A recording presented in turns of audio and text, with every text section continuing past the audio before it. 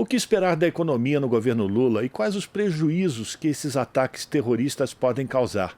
Para responder essas perguntas, nós vamos conversar agora com o professor Márcio Postman, professor do Instituto de Economia e pesquisador do Centro de Estudos Sindicais e de Economia do Trabalho, ambos da Universidade Estadual de Campinas, a Unicamp. Muito bom dia, professor Postman, bem-vindo aqui ao Jornal Brasil Atual. O que a gente pode esperar, então, da economia do governo Lula e também fazer uma avaliação dos prejuízos que esses ataques que começaram no domingo podem causar para a economia brasileira? Bom dia. Bom dia, Rafael. Satisfação poder estar fazendo esse diálogo com você e todos aqueles que nos acompanham.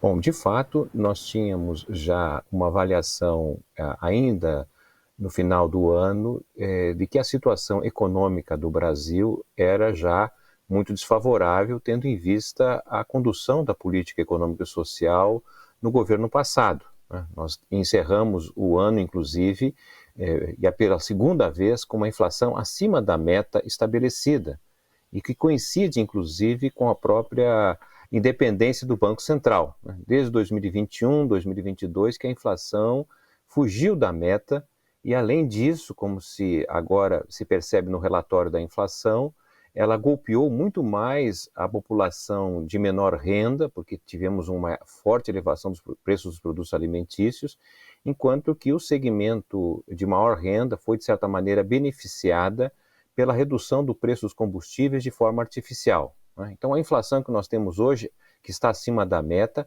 ela, de certa maneira, foi tratada de forma artificial e precisa de uma mudança substancial na política de combate à inflação, bem como do ponto de vista da aceleração da atividade econômica, porque também os dados existentes apontavam para uma desaceleração da economia brasileira no segundo semestre do ano passado, né? Então, isso tudo nos indica que o novo governo do presidente Lula pressupõe, na verdade, uma reorientação da política econômica e social. Isso, de certa maneira, já fica configurado pelo esforço que foi feito antes mesmo da posse em torno da aprovação de uma PEC que, de certa maneira, abriu a possibilidade para que aquilo que havia sido proposto na campanha eleitoral pudesse ser, de fato, já implementado, como o próprio aumento do salário mínimo, como a continuidade dos benefícios sociais, inclusive ampliados, né? Então, isso vai nos dar, digamos assim, uma espécie de proteção, especialmente na base da pirâmide social brasileira, nesse ano 2023. Agora, nós também fomos surpreendidos pelas ações que foram tomadas nesse final de semana e que seguem ainda com ataques de característica terrorista e que colocam, de fato, dificuldade do ponto de vista da decisão de investimento do setor privado. É pela política que eu entendo que nós poderemos estabelecer um novo pacto nacional que abre a possibilidade do país voltar, de fato, a crescer. E isso é bastante possível na medida em que há uma convergência em torno do novo governo, dos vários poderes da República, de vários setores da sociedade, dos diversos setores da sociedade, inclusive um forte apoio internacional. É essa expectativa que eu diria assim que nos alimenta a olhar o ano 2023 de uma forma diferente do que estava projetado, que era uma projeção de maior inflação e de baixo dinamismo econômico. Parece-me que nós estamos constituindo as condições pelas quais o Brasil pode alterar o rumo pela qual estava condenado pelo governo passado e agora abre um cenário diferente, é meu modo de ver. Então, na sua avaliação, professor, é possível que os investimentos que estavam, enfim, tendo a expectativa de ser recebidos do Brasil do mercado internacional, não investimentos especulativos, mas para a produção, com a expectativa e a previsibilidade do governo Lula, esses investimentos não serão ameaçados por essas atitudes terroristas e golpistas que a gente acompanhou no último domingo? Bem, por incrível que pareça, o resultado, não é, das ações que foram tomadas e estão sendo tomadas por parte desse segmento golpista, né, pode, inclusive, convergir para que haja um sucesso mais rápido do governo Lula, porque, como sabemos, o resultado da eleição demonstrou uma polarização na sociedade, mas que, pelas manifestações nesta semana, após os eventos de domingo, não é, trouxeram para a base, digamos assim, de apoio ao governo do presidente Lula, segmentos que estavam mais distantes e que se posicionavam com muito descrédito, inclusive, às possibilidades do governo Lula responder não apenas aos desafios da democracia, mas também aos desafios do país voltar a crescer. Nós estamos já há um longo tempo sem crescimento econômico, não é? E eu entendo justamente que o apoio internacional pode justamente desencadear investimentos, tendo em vista o quadro internacional, não é? Que não oferece muitas alternativas em outros países. Há sinais, inclusive, de recessão e desaceleração na economia mundial.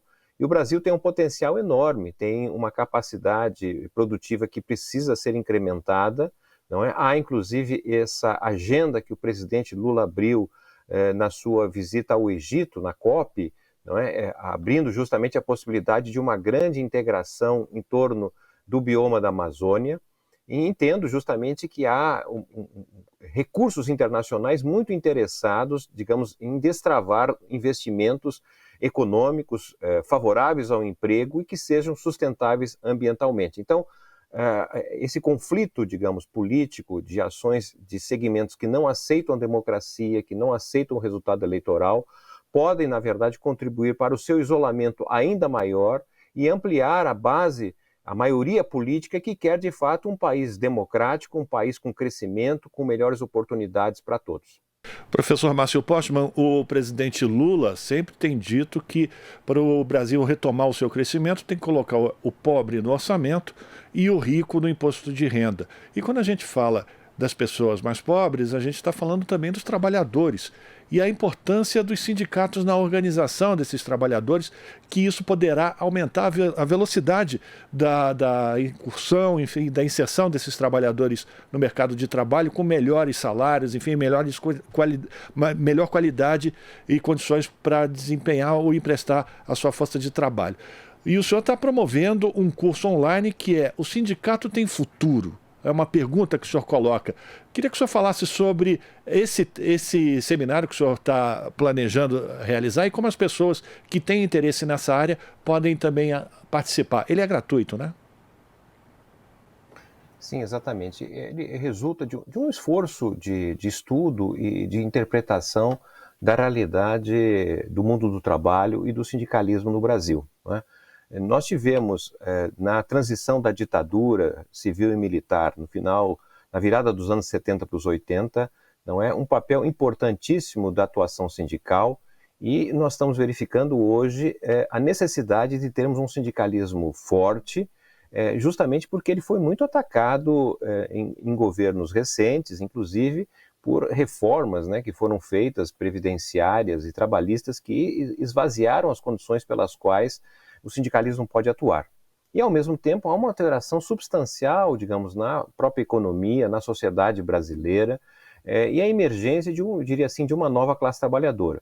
Em função disso, então, que foi feito um estudo, e esse estudo, que teve um grande apoio da Fundação Rosa de Luxemburgo e pela editora Expressão Popular, e que estão patrocinando, digamos assim, essa possibilidade de nós fazermos uma discussão profunda sobre a questão sindical no Brasil e as formas de que se encontrem para reorganizar o mundo do trabalho através de sindicatos fortes, já que nós estamos percebendo justamente um espaço necessário da atuação sindical no Brasil, né? Esse curso, portanto, ele é gratuito, ele é feito em 3 encontros que começam no dia 17 agora de janeiro, à noite, às 19 horas. Os interessados, não é, poderão fazer a inscrição justamente pelo site da Rosa Rosa de Luxemburgo, não é? Isso se encontra na internet, e os inscritos receberão, inclusive, a própria publicação, um livro que trata basicamente desta interpretação da atualidade do sindicalismo brasileiro e os desafios para a sua